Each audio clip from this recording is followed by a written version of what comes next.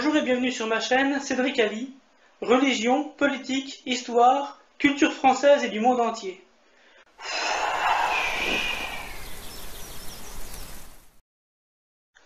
Vous pouvez vous abonner, mettre des commentaires, mettre des pouces bleus et n'oubliez pas de mettre la cloche pour avoir les autres revues de presse et les autres vidéos de ma chaîne. Bonjour et bienvenue sur ma chaîne Cédric Ali pour la revue de presse de l'UPR de la semaine du 25 novembre au 1er décembre. À la une cette semaine, Lyon, des pompiers jettent du mobilier de l'état-major par les fenêtres. Alors que les pompiers manifestent pour dénoncer leurs conditions d'exercice à Lyon, mardi 27 novembre, la tension est montée brusquement. Des manifestants ont envahi les bâtiments de leur direction et jeté 2 chaises par les fenêtres. Après avoir incendié des palettes et des pneus, des manifestants ont envahi les locaux de l'état-major des pompiers de Lyon et détruit tables et chaises. Source France 3, 27 novembre. Les pompiers ont une mission de service public et toute une déontologie de l'assistance, voire un code moral fondé sur l'entraide. Si ces piliers de la nation sentent la moutarde leur monter au nez, c'est le signe que la situation est considérablement dégradée. Leurs gestes témoignent qu'ils pensent ne plus avoir les moyens d'exercer leur métier correctement, et qu'ils ressentent cela comme un amer déshonneur. Les manifestations de ce genre se multiplient. Les autorités vont-elles enfin prendre conscience de la gravité de la situation ? France, gilets jaunes. Allocution de François Asselineau, spécial Gilets jaunes. Le président de l'Union populaire républicaine détaille la procédure liée à l'application de l'article 68 en vue de la destitution du président de la République. L'UPR met également à la disposition du public un relevé de l'ensemble des réponses des députés et des sénateurs concernant leur position par rapport à l'article 68. Défendront-ils le peuple ou protégeront-ils Macron ? Source UPR, 1er décembre. L'UPR a également mis à la disposition de tous les parlementaires et du public un dossier juridiquement très solide permettant de lancer la procédure de destitution de Macron par application de l'article 68 de la Constitution. Ce dossier présente 10 violations massives, irréfutables et continues de la Constitution par M. Macron, ainsi que 4 dossiers financiers opaques le concernant et concernant son entourage, qui doivent être clarifiés. Il est de la plus haute importance que le plus grand nombre de citoyens prennent connaissance de ce dossier et demandent à leurs députés et à leurs sénateurs de bien vouloir déposer une proposition de résolution pour lancer l'article 68 de la Constitution. Des avocats annoncent rejoindre les Gilets jaunes. Les avocats de Béziers sont en grève totale depuis le lundi 3 décembre, jusqu'au 12 décembre au moins. Ils annoncent vouloir rejoindre le mouvement des Gilets jaunes et protestent contre le projet de réforme de la justice qui éloigne le justiciable du juge. Source Midi Libre, 30 novembre. Le gouvernement Macron aura tôt fait de se mettre à dos de nombreuses catégories socio-professionnelles supplémentaires. Le rassemblement doit se faire, y compris en dénonçant les vrais responsables de la situation, à Bruxelles, comme le propose l'UPR. Le Venezuela appelle Paris à respecter les droits fondamentaux des manifestants. Au lendemain de la dernière mobilisation nationale des Gilets jaunes, le 24 novembre, les autorités vénézuéliennes ont fait part de leurs préoccupations face à la répression orchestrée selon elles par les forces de l'ordre françaises. Source RT France, 26 novembre. Réponse ironique du berger à la bergère. Macron ne s'inquiétait-il pas du destin de la démocratie vénézuélienne il y a peu? Voilà désormais le président vénézuélien, Nicolás Maduro, qui a beau jeu de demander au président du pays des droits de l'homme de respecter les droits des manifestants et d'éviter toute répression violente. La démocratie de Macron, c'est celle de l'arroseur arrosé. Le président vénézuélien, Nicolás Maduro, enlace le drapeau vénézuélien lors de la clôture de la campagne pour l'élection d'une assemblée constituante à Caracas le 27 juillet 2017. Image d'illustration. France, Gilets jaunes, réaction de la majorité LREM. Macron maintient le cap, mais veut s'occuper de la fin du monde et de la fin du mois, en même temps. Mardi 27 novembre, après que les manifestations ont encore agité Paris et le pays ce week-end, motivé par un ras-le-bol fiscal et social, Emmanuel Macron s'est exprimé. Il a assuré entendre les mécontentements, mais il a annoncé de nouvelles mesures. Il a surtout réaffirmé ses positions. Source BFM TV, 27 novembre. Alors que certains gilets jaunes avaient dit que leur problème était surtout de faire face aux fins de mois difficiles et non aux politiques environnementales hasardeuses du gouvernement, Emmanuel Macron a cru bon de ressortir du chapeau son célèbre « en même temps » et les ministres reprennent en chœur le refrain de la mauvaise communication. Quand Macron va-t-il comprendre que c'est bien sa politique qui est jugée de façon défavorable par plus de 80% des Français, et pas seulement la taxe sur les carburants, qu'il obéisse au peuple, comme il en a le devoir constitutionnel posé par l'article 2 de notre Constitution, qui dit « Son principe est gouvernement du peuple, par le peuple et pour le peuple », ou qu'il s'en aille. Une députée LRM incitée à quitter son groupe pour avoir enfilé un gilet jaune. Sonia Crimi a relaté son entrevue avec Gilles Legendre, patron du groupe La République En Marche à l'Assemblée nationale, lundi après-midi. Elle a expliqué qu'il lui avait reproché d'avoir enfilé un gilet jaune au moment de recevoir des manifestants vendredi dernier. Source BFM TV, 28 novembre. À La République En Marche, on marche en rang serré et on ne veut pas voir une seule tête dépassée. Puisque le gouvernement a raison, c'est donc qu'il fait la bonne politique, même s'il l'a peut-être mal expliqué. Ce sont les gilets jaunes qui sont les méchants ou qui sont dans l'erreur. Sonia Crimi fait les frais du caporalisme européiste, de la Macronie finissante.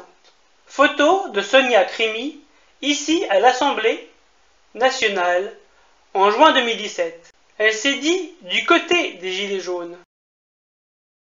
Bruno Le Maire annonce des mesures pour venir en aide aux entreprises. À défaut d'apaiser les gilets jaunes, le gouvernement s'efforce de rassurer les entreprises. Le ministère de l'économie veut instaurer des mesures de chômage partiel et des ouvertures supplémentaires le dimanche pour rattraper les pertes de chiffre d'affaires des semaines passées. Source Le Monde, 26 novembre. Le gouvernement ferait mieux de réfléchir à des mesures pour venir en aide aux classes populaires et moyennes paupérisées, qui sont à bout. Mais il est bien incapable de remettre en cause le dogme européiste de l'austérité imposée par les gopés.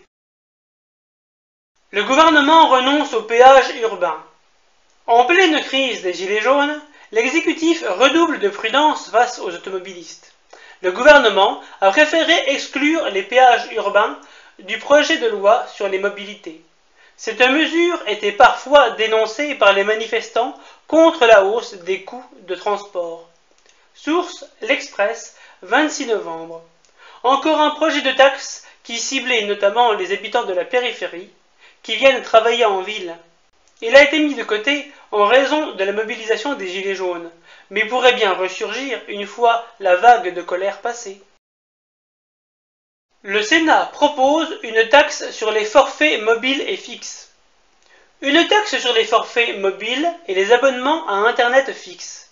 C'est ce que prévoit une proposition de loi signée par 60 sénateurs, qui y voit un moyen de financer le plan très haut débit et de réduire la fracture numérique en France. Un montant de 75 centimes d'euros par mois et par abonnement est évoqué, ce qui peut revenir cher à l'année. Source Phone Android, 27 novembre. Le Sénat est-il totalement coupé des réalités? Ces taxes qui ciblent les Français moyens, qui n'en peuvent plus de se serrer la ceinture, ne peuvent qu'attiser la colère.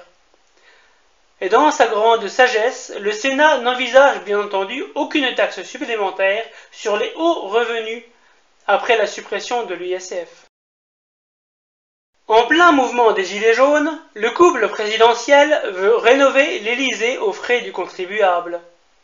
Alors que 84% des Français soutiennent désormais le mouvement des Gilets jaunes et que la pauvreté gagne rapidement les classes moyennes françaises, le couple Macron-Trogneux ne trouve rien de mieux à faire que d'engager de nouvelles dépenses somptuaires pour rénover désormais toutes les pièces de l'Élysée. Source UPR, 30 novembre. France Bleu, Société. Le nombre de SDF a augmenté de 50% en 10 ans, dénonce la Fondation Abbé Pierre. D'un côté. Et de l'autre côté, Le Monde politique. Brigitte Macron veut dépoussiérer les 365 pièces de l'Élysée. Tapis, chaises, tapisseries, tableaux. L'épouse du chef de l'État s'attelle à modifier et à épurer la décoration du palais depuis son arrivée en mai 2017. France, détresse sociale. La réduction des contrats aidés aurait provoqué 77 000 suppressions d'emplois. Le nombre de personnes en contrat aidé a diminué de 140 000 en 2017, conformément à la volonté politique de la majorité au pouvoir, ce qui aurait provoqué 77 000 suppressions d'emplois et 55 000 inscriptions à Pôle emploi, selon une estimation de la Direction des statistiques du ministère du Travail, DARES, publiée jeudi dernier. Source Ouest France, 30 novembre. Notre appartenance à l'Union européenne et à l'euro nous apporte chômage et austérité. Et si on changeait le logiciel avec le Frexit? Épinal, plan social annoncé chez Bragard, le fabricant de vêtements professionnels. Mauvaise nouvelle ce jeudi matin pour les 180 salariés du fabricant de vêtements professionnels, dont le siège est à Épinal. Le nouveau directeur, Guy Boeuf, a annoncé l'ouverture d'un plan social. Source Vosges Matin, 29 novembre. Une aventure industrielle de plus de 80 ans, des dizaines d'emplois menacés, autant de familles affectées et d'emplois induits supprimés. Voilà encore un bon exemple de la manière dont la désindustrialisation, entretenue par les traités européens, article 63 du traité sur le fonctionnement de l'Union européenne, et l'euro, menace notre tissu social. Le gouvernement proposera sans doute aux chômeurs de se transformer en d'ambitieux auto-entrepreneurs qui, au volant de leur voiture, seront heureux de payer plus cher leur essence pour profiter de leur nouvelle liberté professionnelle. LOL. Le siège de la société Bragard, créée en 1933 à Épinal, a été déplacé dans la zone de Lavoivre en 2013. 4 fusions de communes programmées avant le 1er janvier 2019 dans l'Oise. Après le rejet massif d'un projet de fusion de communes dans l'Oise, 90% de non lors d'une consultation citoyenne, finalement rejeté par le préfet, 4 autres fusions sont validées, cette fois sans consultation populaire. Source, le courrier Picard, 28 novembre. Preuve est faite que ces fusions forcées de communes ne sont absolument pas souhaitées par les Français, malheureusement très rarement consultés sur la question. Une fois parvenu au pouvoir, l'UPR mettra immédiatement un terme à cette politique destructrice de nos communes et permettra aux communes fusionnées, de force, de se séparer pour revenir à l'état antérieur. La Cour de cassation requalifie les coursiers à vélo en salariés. Dans un arrêt publié mercredi, la haute juridiction a requalifié en salarié un livreur car la plateforme internet pour laquelle il travaillait était dotée d'un système de géolocalisation permettant son suivi en temps réel par la société et disposait en outre d'un pouvoir de sanction. Source Les Échos, 28 novembre. Sous prétexte de modernité, de fluidité et d'avant-gardisme numérique, de nombreuses entreprises profitent des traités européens et du principe de libre concurrence pour imaginer des solutions de prestation de services qui renvoient les travailleurs aux pires aspects du capitalisme du XIXe siècle. Aucune responsabilité de l'employeur qui capte pourtant le maximum de profit. Il faut se féliciter que cette haute juridiction française revienne au bon sens concernant le droit du travail et rappelle les disruptifs de la Startup Nation à leurs obligations. C'est des expressions utilisées par Macron dans ses discours. L'UPR propose de légiférer contre le travail jetable et de protéger les salariés dans l'esprit du droit social hérité du Conseil national de la résistance. France, échec de Macron. La Commission européenne demande d'importantes cessions à Alstom et à Siemens. La Commission demanderait à Alstom et Siemens de céder des actifs d'envergure pour accorder son feu vert à la fusion du groupe français avec la branche mobilité du groupe allemand. La commissaire européenne en charge de la concurrence, Margrethe Vestager, ne serait que peu sensible aux arguments des groupes français et allemands qui justifient leur projet de rapprochement par la nécessité de contrer le chinois CRRC. Source, Les Échos, 30 novembre. Après avoir été anémié par les directives européennes, puis éviscéré par le gouvernement, et enfin depuis que sa branche du TGV, hautement symbolique, a été donnée en pâture aux Allemands de Siemens, voilà Alstom désormais arrivé au stade de la digestion et sommé de céder des actifs supplémentaires. La position absurde de la Commission, qui affaiblit l'industrie française et l'industrie allemande face à la concurrence chinoise, montre que, loin de protéger et de faire la force, l'Union européenne, au nom du dogme de la concurrence libre et non faussée, est une cause majeure de la destruction industrielle. Emmanuel Macron à l'origine de la guerre entre Renault et Nissan. Macron, en tant qu'ancien ministre de l'économie, avait lancé un raid sur Renault en printemps 2015. Rachat de 4,7% du capital, rompant le fragile équilibre entre Renault et Nissan. Il avait ainsi provoqué l'hostilité des Japonais, qui s'étaient sentis trahis. 3 ans plus tard, l'arrestation de Carlos Ghosn sonne comme une vengeance de la part des Japonais. Source BFM Business, 26 novembre. Avant même de devenir locataire de l'Élysée, Macron faisait donc déjà de graves impairs relationnels dans le monde de l'économie, qui au bout du compte ruinent la confiance des pays tiers dans la France et nuisent à nos réseaux nationaux. Carlos Ghosn et Emmanuel Macron. L'État décide de sous-traiter la rédaction de l'exposé des motifs de la loi mobilité. L'exécutif affirme que l'appel d'offres visait essentiellement à réaliser l'étude d'impact du projet de loi présenté lundi au Conseil des ministres. Source Le Monde, 29 novembre. Dans le monde anglo-saxon, il est monnaie courante de sous-traiter l'écriture de textes législatifs. Ce n'est pas du tout le cas en France, où l'usage est de considérer que le privé n'a pas à intervenir dans la rédaction de lois, qui ont vocation à défendre l'intérêt du peuple. Cette sous-traitance est une première, et un scandale reflétant l'esprit de démission des pouvoirs publics. France diverse. Service national universel, 3 jeunes sur 4 y seraient favorables. On aurait pu s'attendre au contraire. Selon un sondage dévoilé par Le Parisien, les 16-25 ans ne sont pas réfractaires au service national qui va devenir obligatoire et sera testé dès juin 2019. Source Le Parisien, 24 novembre. Alors que Macron s'efforce de dissoudre la nation dans le grand bain européen, et pourquoi pas de brader demain le siège permanent de la France au Conseil de sécurité de l'ONU, puis après-demain notre force de dissuasion nucléaire, les jeunes Français ne cessent de montrer leur attachement à leur pays et à ses institutions. Le lien des citoyens avec leurs forces de défense est essentiel et ne peut qu'aider à la fois à garantir la sécurité de notre territoire et à éviter les guerres illégales auxquelles un patriotisme bien compris répugne naturellement. Nucléaire. Macron annonce 14 fermetures de réacteurs d'ici à 2035. L'exécutif veut fermer 14 des 58 réacteurs nucléaires français d'ici à 2035, a annoncé mardi Emmanuel Macron, en présentant les grands arbitrages de la programmation pluriannuelle de l'énergie, PPE.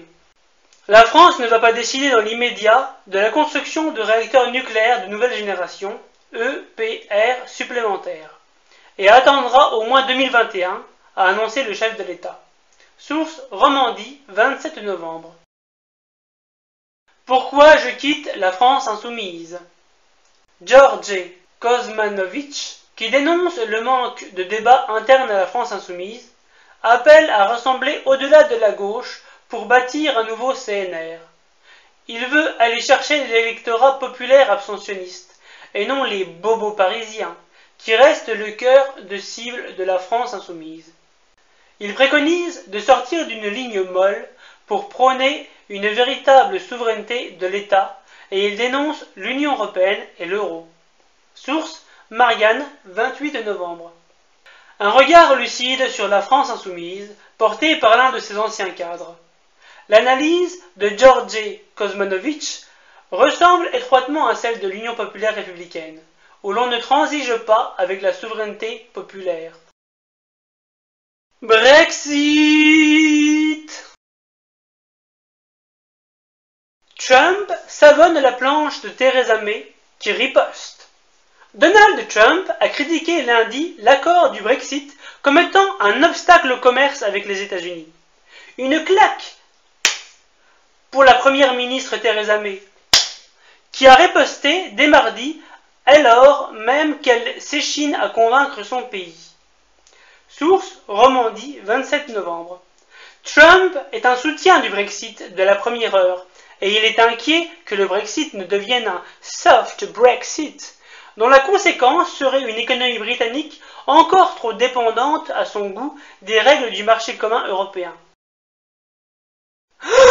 Un Brexit sans accord provoquerait un effondrement de 25% de la livre sterling selon la Banque d'Angleterre. C'est terrifiant! Un Brexit sans accord provoquerait un choc énorme pour l'économie britannique avec un effondrement de 25% de la livre sterling, a prévenu mercredi la Banque d'Angleterre dans son évaluation des différents scénarios de la sortie de l'Union européenne. Source Orange, 28 novembre. Les européistes, ça ose de tout, c'est même à cela qu'on les reconnaît. Après avoir promis l'apocalypse avant le référendum, dans le cas où le Brexit l'emporterait, puis s'être efforcé en vain de noircir le tableau de la situation économique pendant 2 ans, les pseudo-Cassandres, à la petite semaine, font feu de tout bois. Menace sur la Guinness, effondrement de la monnaie, voire demain, pluie de sauterelles et pénurie de thé. Il faut savoir raison garder. Peut-être le Brexit se traduira-t-il par une correction du cours de la livre, mais de l'ordre de quelques points. Et cela ne serait en rien une catastrophe, plutôt une aide à l'exportation, ce qui est favorable à l'emploi, au prix d'une légère hausse de l'inflation. Le siège de la France à l'ONU. Collaboration implicite de Macron à la demande allemande. Pour François Asselineau et Luppert, la collaboration implicite de Macron à la demande allemande de céder notre siège de membre permanent du Conseil de sécurité de l'ONU à l'Union européenne, c'est-à-dire en fait à l'Allemagne, renforce encore l'urgence de lancer la procédure de destitution prévue par l'article 68 de la Constitution. Source Huppert, 28 novembre. À la suite de cela, le Quai d'Orsay a mollement protesté sur la prétendue impossibilité juridique d'une telle cession, alors qu'il aurait fallu marquer une position beaucoup plus nette sur cette question, qui est d'un intérêt national supérieur. S'il est exact que modifier la charte de l'ONU est difficile, il est grossièrement faux de dire, comme le claironne l'ambassadeur de France aux États-Unis, Gérard Haraud, que ce serait impossible juridiquement. La charte de l'ONU a en effet prévu de faire l'objet d'amendements, et la procédure en est précisée par les articles 108 et 109. L'article 108 pose notamment que les amendements à la présente charte entreront en vigueur pour tous les membres des Nations Unies quand ils auront été adoptés à la majorité des 2/3 des membres de l'Assemblée générale et ratifiés, conformément à leurs règles constitutionnelles respectives, par les 2/3 des membres de l'organisation, y compris tous les membres permanents du Conseil de sécurité. On notera qu'il suffit de la majorité des 2/3 des États membres de l'ONU et de l'accord des 5 membres permanents pour modifier la charte, ce qui est beaucoup plus facile à obtenir que l'unanimité requise pour modifier les traités européens. Il ne fait pas de doute que, si la France acceptait de se faire harakiri Ne soyons pas vulgaires, disons plutôt c'est beaucoup. En donnant son siège de sécurité à l'ONU, à l'Union européenne, de très nombreux pays du monde ne s'y opposeraient pas du tout.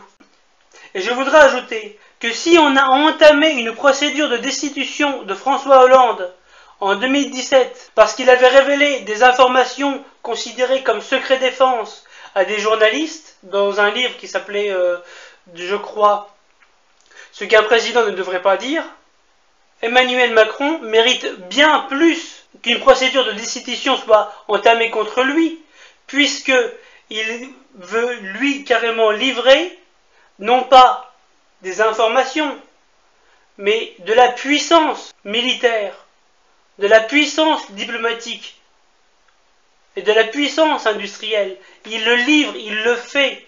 C'est pas des mots, c'est des actions chez lui. Quand il donne le TGV aux Allemands, quand il décide de créer une nouvelle fausse institution de parlement franco-allemand, qui ne se trouve pas dans la Constitution, et là, quand il laisse dire qu'il est possible que la France donne son siège de l'ONU à l'Union européenne, ce sont des choses bien plus graves que de simples mots. Ce sont des actes. Ukraine. Le ton se durcit contre Moscou. Plusieurs pays européens, encouragés par les États-Unis, demandent encore et encore des sanctions contre la Russie. L'incident près du détroit de Kertch, reliant la mer Noire à la petite mer d'Azov, et l'arraisonnement, dimanche 25 novembre, de 3 navires militaires ukrainiens, avec leur équipage, par les forces russes, rappelle que le conflit dans l'est de l'Ukraine, de faible intensité depuis 3 ans, et les accords de Minsk, peut à tout instant s'embraser. Source, Le Monde, 27 novembre. La France va-t-elle se retrouver de nouveau embarquée dans une opposition hautement risquée avec la deuxième puissance nucléaire du monde à cause de son appartenance à l'Union européenne? Et j'ajoute aussi sur ce sujet, il faudra qu'on m'explique pourquoi ce serait la Russie qui aurait tort, alors que c'est l'Ukraine qui envoie 3 navires militaires de guerre dans les eaux territoriales de la Russie. Union européenne. Implant Files. Le laxisme de la réglementation européenne permet de certifier des implants inefficaces, voire dangereux. Considérés comme des marchandises, les dispositifs médicaux sont soumis à la réglementation européenne qui permet toutes les dérives.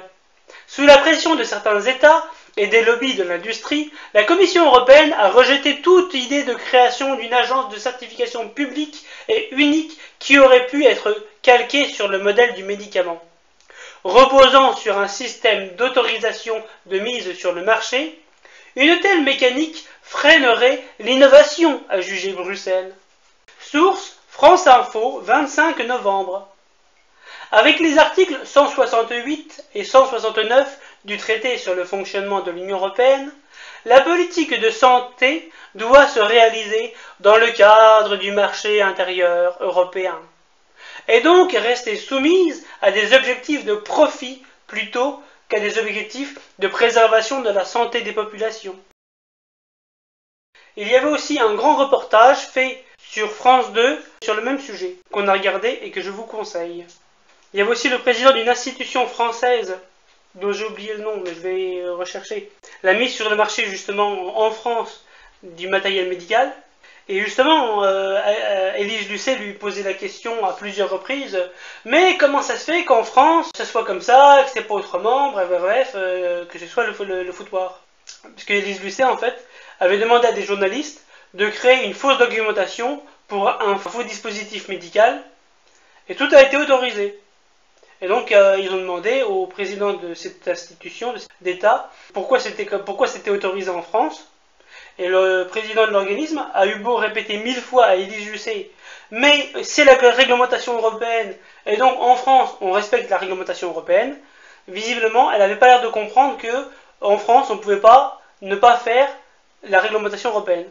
Élise Lucet avait l'air d'être persuadée qu'en France, on pouvait avoir une réglementation autre que la réglementation européenne.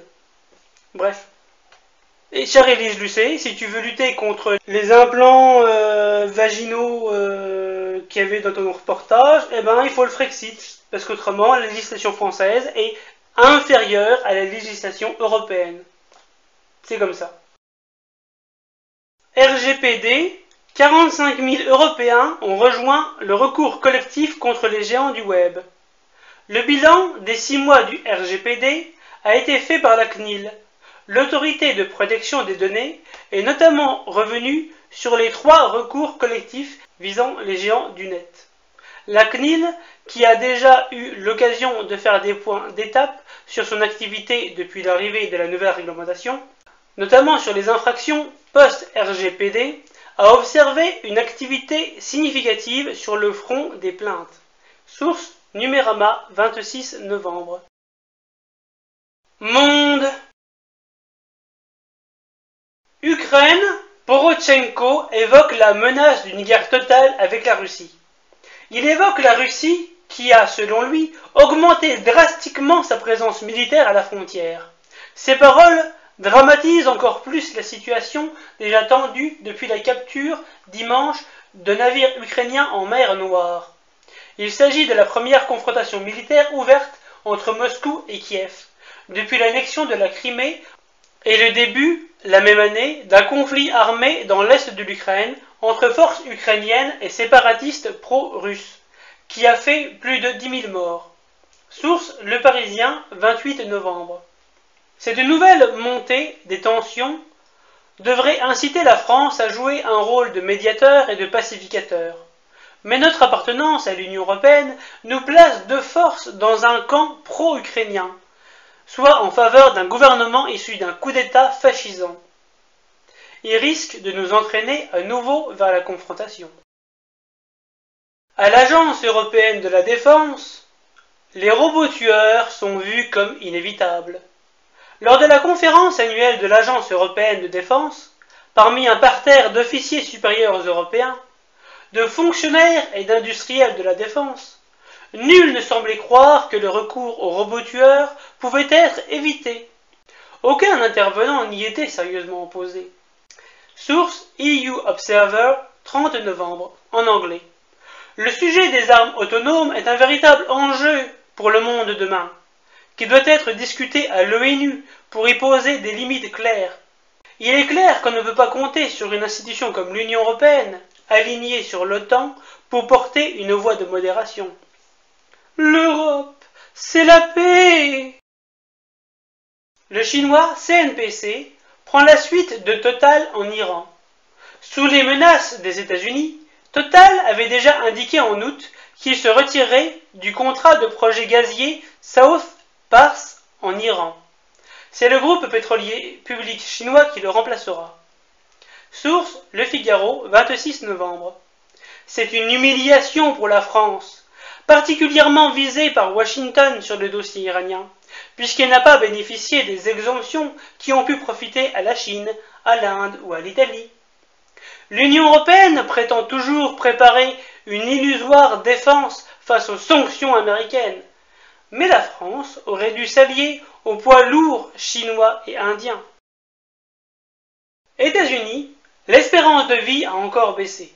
L'espérance de vie a continué de baisser aux États-Unis en 2017 par rapport à 2014. Une dégradation historique principalement due à la crise des overdoses de drogue, selon des statistiques de santé publiées jeudi. C'est la première fois que l'on voit une tendance à la baisse depuis la grande épidémie de grippe de 1918, a dit à l'AFP Robert Anderson, chef des statistiques de la mortalité au Centre national des statistiques de santé, qui a publié les nouveaux chiffres, tout en précisant que la baisse était certes beaucoup plus forte en 1918. Source Le Figaro, 29 novembre. C'est une régression historique, et pourtant c'est le modèle de société vers lequel nous entraîne la construction européenne. Destruction de l'État-providence, paupérisation des classes moyennes, ouverture tout azimut des frontières. Vivement le Frexit. Diverses. Breaking news! Aujourd'hui, c'est mon anniversaire. Et donc, je me souhaite à moi-même un bon anniversaire. Et tous ceux qui voudront me souhaiter un bon anniversaire, je leur dis merci. Bonne semaine à tout le monde. Et n'oubliez pas vos gilets jaunes si vous en avez envie. Je n'habite pas sous un Tipeee, mais vous pouvez mettre un pouce bleu ou vous abonner. Salut!